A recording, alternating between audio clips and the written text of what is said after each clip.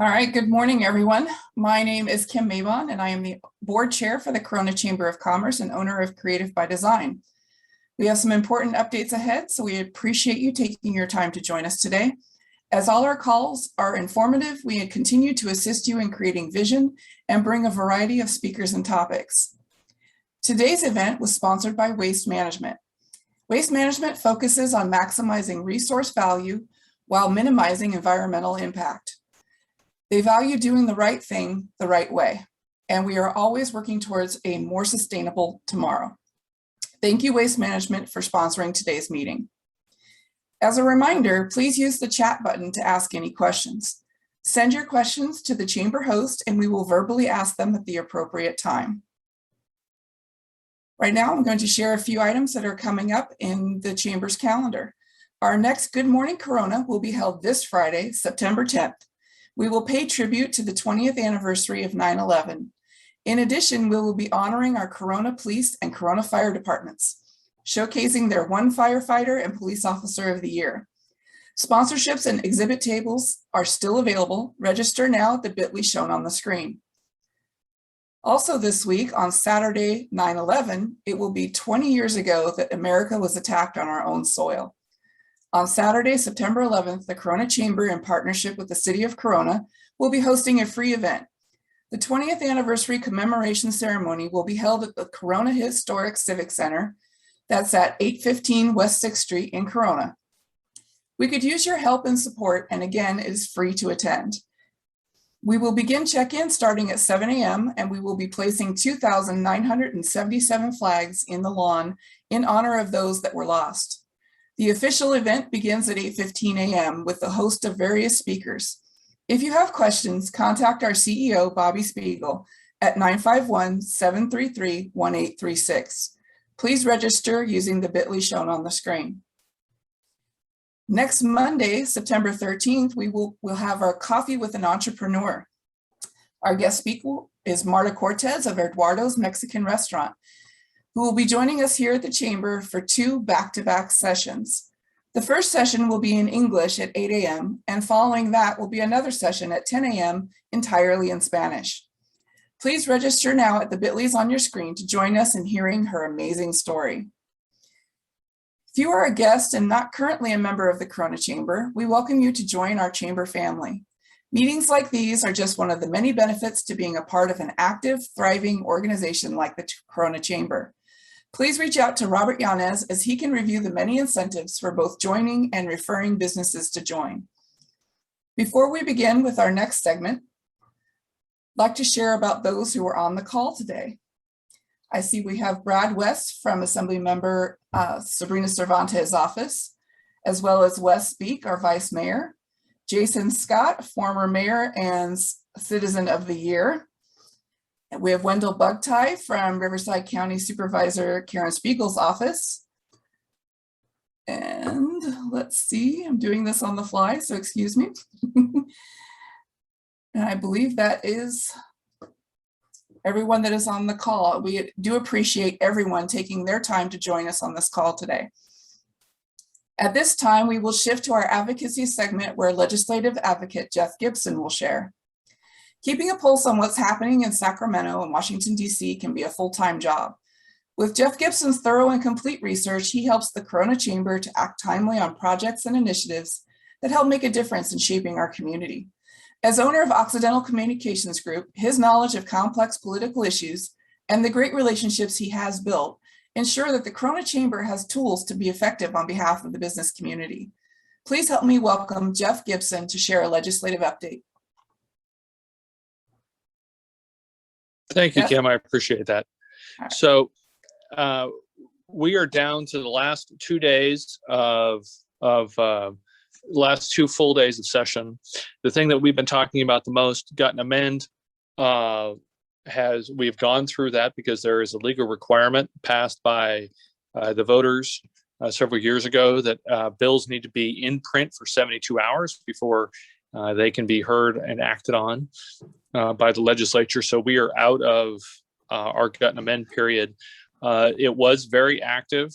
Budget trailer bills were used for amending in about $10 billion worth of additional funding that did not make it into the initial budget bill that was passed, with a record amount of just about everything, including $80 billion in surplus.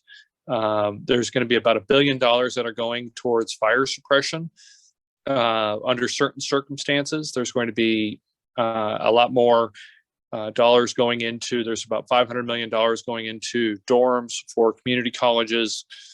The problem that we have with these items are that they have not gone through the same vetting process. So, for the instance, in the city of Corona since 1958, with the passage of the Brown Act, the city, as well as every other city in the state, has had very prescriptive, every water agency, every sewer district, every local agency has very prescriptive rules on how things are debated, how issues come up, how things are gone over and worked with. And the idea of that was to allow us as taxpayers to petition our government. And we aren't disputing those rules.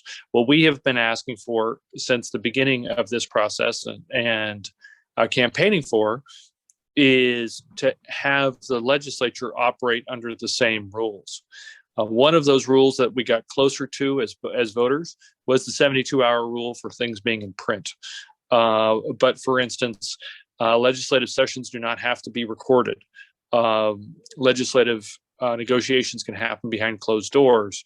There doesn't need to be a record of what was discussed in legislative negotiations. So, and on top of it, the legislature can suspend its own rules and do things like add $10 billion to the state budget, which we were told when we were asking for an extra $500 million to save employers, for instance, on the issue of unemployment insurance. We were told to avoid California being declared insolvent, we were told that there was no money available. And that was June 30th, if everyone remembers. Yet by September 8th, 7th, by yesterday, we can find $10 billion for all sorts of different things. So it always is interesting how that kind of can work out, does work out. But in any case, so what we have here, and you can see on the screen, are a set of dates that are going to have a direct effect on you in the leadership of your operations, in your ability to access financial markets, and interest rates, inflation rates, etc. And so what we wanted to do was go through these, because several of them are going to happen between now and the next time we meet. And several of them are going to happen between now and basically the beginning of November. And so let's just jump into those. So the first is we have 4 major announcements or major events that are going to be happening between now and Friday. The first of which is the legislative session in Sacramento is going to end, all on midnight, September 10th. No matter what happens, the legislature is out of session. So if there's going to be a legislative fix or a legislative answer to any question in particular, it has to be for this year. It has to be completed by September 10th. Secondary to that, we also have on September 10th that the budget trailer bills, which up until a very few years ago, it was extremely unusual to not pass budget trailer bills during the budget. That I know that sounds kind of commonsensical to everybody on the phone, that you don't introduce a budget bill only to have it float out there. This year we were concerned about it. We mentioned it earlier that there were 150 budget bills that were introduced. Very few of them had any specific language, but they all went through a process. They're called shell bills. And so just like in 3-Card Monte or any sort of street game or any game of chance, you have to follow the shell bill around so before you know what's in it. So, and that's where the $10 billion in funding comes from. That's ABSB 170. And to give you an idea of the intent of those bills, for the entire legislative session, they were referred to as Budget Junior. So that kind of gave us an idea that in the last week of session there was going to be some big items in it. A lot of that funding we can agree with. The emergency funding for wildfire management, for instance, which runs about $1 billion, and basically adds back in what the governor was asking for in the initial bill. That is very well needed. One of the things that we don't see a lot down here, because we don't have forests, as opposed to we live next to forest land, but we don't have coniferous forests. We have oak forests. We have chaparral forests. Well, when chaparral forests burn, generally all of the ground cover is burnt. The oak trees are burned. They're either lost or they can regerminate. What happens in a coniferous forest, like Big Bear or up into the Sierras, is generally only about 30% of the tree burns. And you have essentially 1 year in which to remove that tree, not so that you're clear cutting it, remove that tree and replace it with ground cover. So seedlings, seeds, all sorts of other things to basically eliminate the damage and the threat that future fires can cause. If you go through a winter period and then into spring without having recovered those trees, they no longer are trees. They no longer represent old growth of what we would consider. They actually are matchsticks, or in most cases, sticks of dynamite, because the sap has come out of them, the water has come out of them, and they are essentially ready to explode if exposed to flames again. That is why you see certain areas continue to burn a second or third or fourth time. So a lot of the $1 billion that's going to be going into this is going to be handling those trees. So again, a lot of that spending is necessary. It was spending that we would have supported if it were in June, so that we could have seen how that was negotiated and worked on. That was not the case. It was added at the very last minute. This is not a great way to produce policy. And this throughout California history is where the state runs into trouble. So that's why we're here, to keep you out of the way when the state is heading itself into trouble. The third item here, again, hitting on September 10th, is the announcement of inflation figures. They're again expected to be historically high. But unfortunately, whereas in the last 2 months, they've been set against pretty strong economic growth numbers, the inflation figure is set to be very high, according to almost every single watcher. But the key piece of this is that job growth is now. We're not going at a million jobs a month. We are much closer to 260,000 jobs a month, which means that we won't be at full recovery until the middle of 2023 from the lockdown economy that we've been living through. That's a much different scenario than we've been facing as looking at inflation. So what you're going to start seeing is the market is financial markets are going to start to price in that the Fed is going to likely maintain its current interest rate market. So that's good news.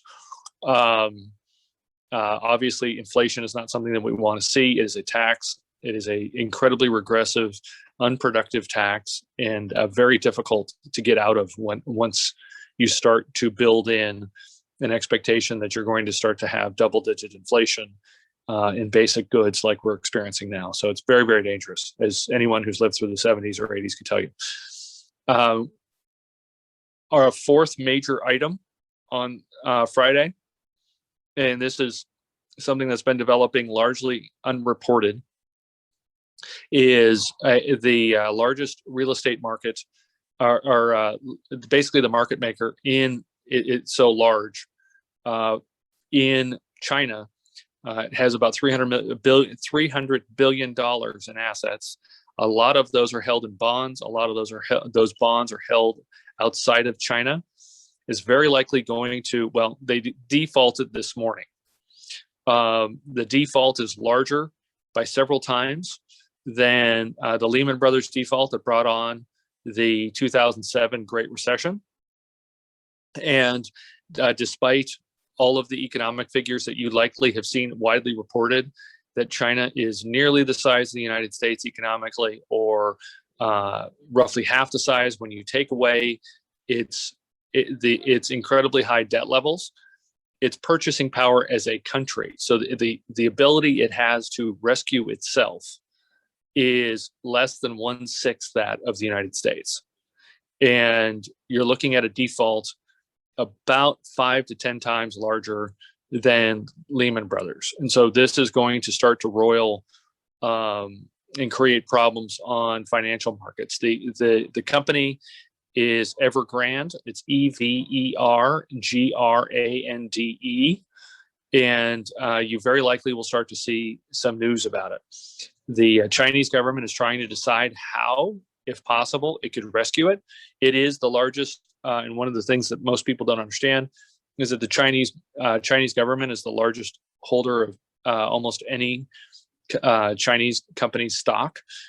So it has a great deal of power to deal with those situations. But there's a lot of American credit wrapped up in that. There's a lot of Australian credit wrapped up in that. There's a lot of credit that we also would have access to in commercial markets or in mortgage markets, et cetera, that are going to be that you're going to see news about. So coming out of the weekend and into Tuesday, we are looking at the recall election for the governor. Each of you should have received a ballot at your home. There are a number of different ways that you can turn that ballot in, no matter how you decide to vote. The first results will be announced roughly at 9 o'clock in the evening on September 14th. And there are 2 questions on the ballot.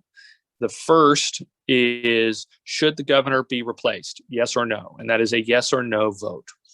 The second question is, who should replace the governor if a majority of the voters participating decide to recall Governor Newsom?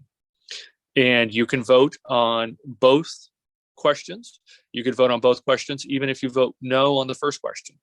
It's completely and totally up to you as the voter. So happy to answer any questions that you could have on that.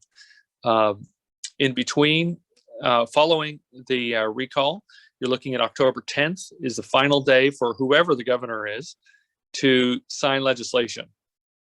So in this case, you could have a governor that negotiated all of the legislation that's sitting on his or her desk, not be the governor that signs, that makes the signature decisions on that legislation. There's a great deal of concern about what that means in Sacramento, obviously, but it is something that we are following very closely, and we will keep you updated as necessary. And then finally, November 2nd, we've had several of these in the last 20 years or so, but November 2nd is the last official day that the national government has the traditional capacity to pay its own bills. So there's going to be a debate. House Speaker Nancy Pelosi has announced that she is not going to debate what's known as the debt limit in the $3.5 trillion social spending bill that is up, or the $3.5 trillion budget bill. She wants to have a debate in the House that focuses just on the debt limit itself. So when 2011 and 2013, we went through some government shutdowns at one point on our trip, in our travels to Washington, D.C. We were actually there just before a shutdown. So there's a lot of political gamesmanship that goes into these, but that is going to be something that markets also price themselves into, so that we can, again, it's going to affect your ability perhaps, possibly, to deal with the financial market. So we wanted to let you know. With that, I'm happy to answer any questions that you would have. Thank you, Jeff. Anthony, do we have any questions for Jeff? We have no questions for Jeff at this moment. All right. That was pretty Done easy you in the then. silence. All right. Well, thank you guys. I appreciate it. Have a very good week. All right. Thank you, Jeff. At this time, I'd like to, Brad West from Assemblymember Cervante's office. Do you have any updates you'd like to share with us quickly? Yeah, absolutely. Good morning, everybody. We're really excited. We just got 2 of our bills through the legislature last night. Actually, we were our Capitol Office team was working real hard. So we had our first bill, AB 1477, which is going to greatly expand maternal mental health access in California, which we're really excited about, and AB 764. Which basically updates our stalking law in California for the modern era. So it updates our stalking law to include digital communication methods like email and social media, because we live in the 21st century now. So if anybody wants any specifics on those 2 pieces of legislation, feel free to send me an email. I'd be happy to provide that. I'll go ahead and leave my email here in the chat. Thank you. Thank you so much, Brad. All right, you'll see that Assemblymember Sabrina Cervantes and Senator Richard Ross' contact information is on the screen. Please feel free to reach out to them to express your opinion on any of the bills that you're concerned with. And once again, we'd like to thank today's sponsor, Waste Management. They are responsible stewards of the environment and champions for sustainability. Learn more at wm.com. If you would like to be a sponsor of a future business briefing, please contact the Chamber. Register now to join us next Wednesday, September 15th, for more advocacy news. Thank you, everyone, for attending. Our meeting is adjourned.